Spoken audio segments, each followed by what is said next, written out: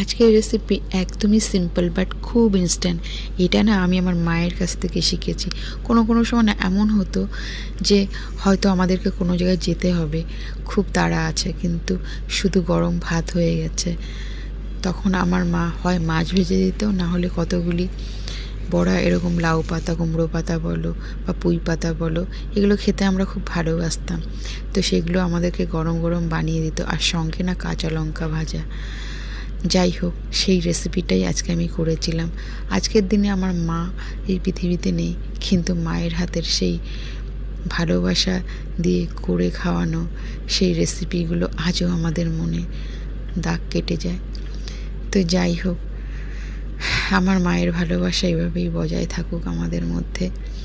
তো কেমন হয়েছে আমার এই ব্লগটি? ভালো লাগলে লাইক করো, ফেসবুক পেজ থেকে দেখলে ফলো করে নিও, ইউটিউব থেকে দেখলে সাবস্ক্রাইব করো।